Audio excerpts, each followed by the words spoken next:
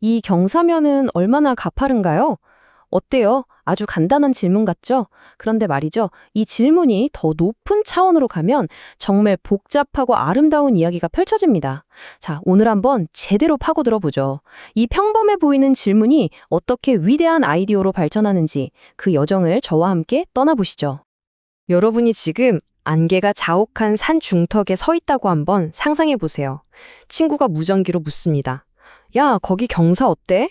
뭐라고 대답해야 할까요? 그냥, 가파라 라고 하기엔 뭔가 부족하죠. 왜냐하면 어느 방향으로 발을 딛느냐에 따라서 경사가 완전히 달라지니까요.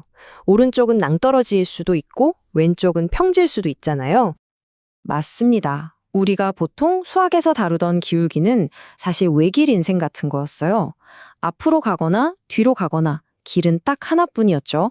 하지만 우리가 사는 이 현실 세계, 그리고 지금 보고 있는 이 공면은 360도 모든 방향으로 길이 열려 있는 광활한 평원과도 같아요.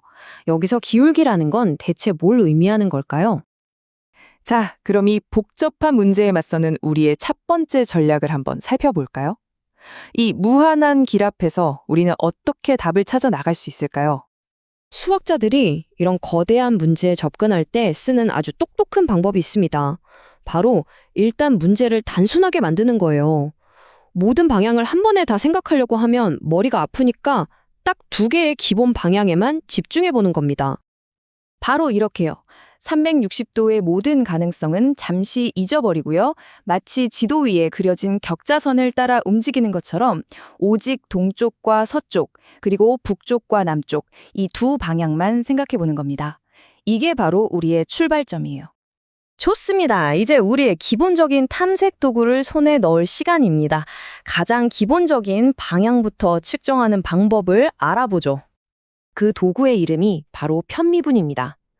이름에 편이라는 글자가 붙은 이유가 있어요. 한쪽으로 치우쳤다는 뜻이죠. 그러니까 전체가 아니라 일부 방향만 보겠다는 의미입니다. 예를 들어서 동쪽으로 갈 때 경사를 재고 싶으면 남북 방향은 아예 세상에 없는 것처럼 생각하고 계산하는 거예요. 정말 똑똑한 전략이죠? 그리고 수학자들은 이 아이디어를 표현하려고 특별한 기호까지 만들었어요. 우리가 보통 쓰는 미분 기호 D 대신에 이렇게 동글동글한 모양의 기호를 씁니다. 이 기호, 뭔가 복잡해 보이지만 그 의미는 아주 간단해요. 지금은 여러 방향 중에서 딱 X라는 한 방향에만 집중해서 변화를 보고 있어. 라는 우리끼리의 약속 같은 표시인 거죠. 다른 방향들은 모두 멈춰 세워두고 말이에요. 자, 여기서 이제 진짜 핵심 질문이 나옵니다. 좋아요. 동쪽 경사, 북쪽 경사는 이제 알겠어요. 근데 우리가 진짜 가고 싶은 방향이 동북쪽 대각선이라면 어떡하죠? 우리가 가진 첫 번째 도구, 편미분만으로는 이 질문에 답할 수가 없네요. 더 강력한 도구가 필요해 보입니다. 이제 어떤 방향이든 자유자재로 탐색할 수 있는 훨씬 정교하고 강력한 도구를 만나볼 시간입니다. 추상적인 얘기는 그만하고 우리한테 아주 친숙한 과자, 바로 프링글스 칩을 가지고 직접 한번 해보죠. 이 말한장처럼 생긴 독특한 곡면 위의 한 점에서 우리가 원하는 특정 대각선 방향으로 움직일 때 경사를 한번 구해볼 겁니다. 뭔가 계산이 복잡할 것 같다고요? 아니요, 우리의 전략은 이 세 단계로 아주 간단합니다. 첫째, 우리가 나아갈 직선 경로를 딱 정하고요. 둘째, 그 길을 따라갈 때 우리의 높이가 어떻게 변하는지 추적합니다. 마지막으로 출발하는 바로 그 순간의 기울기를 찾아내는 거죠. 자, 여러분, 바로 이 지점에서 정말 마법 같은 일이 벌어집니다. 프링글스 표면을 나타내는 그 복잡한 함수에다가 우리가 정한 경로를 대입했더니 3차원 공간의 어려운 문제가 시간에 대한 아주 간단한 1차원 함수, 바로 HT로 바뀌어버렸어요. 그리고 출발하는 순간, 그러니까 t가 0일 때의 기울기를 계산했더니 마이너스 6이 나왔습니다. 이게 무슨 뜻일까요?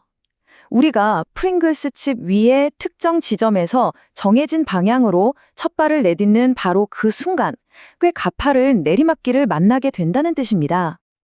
네, 핵심은 바로 이겁니다. 우리가 방금 사용한 이 강력한 전략은요, 아무리 복잡한 다차원 공간의 문제라도 우리가 아주 잘 아는 단순한 1차원 직선의 기울기 문제로 바꿔서 해결할 수 있게 해준다는 거예요.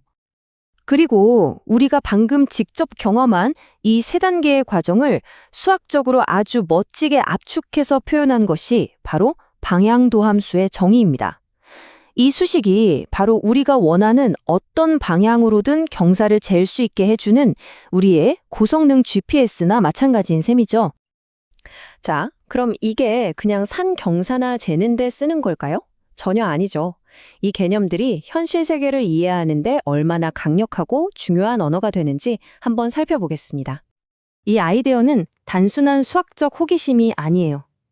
예를 들어 뜨거운 금속판 위에서 열이 어느 방향으로 가장 빨리 퍼져나가는지, 아니면 태풍의 중심에서 어느 쪽으로 가야 기압이 가장 급격하게 변하는지, 이 모든 것들이 결국 방향에 따른 변화율에 대한 질문이거든요.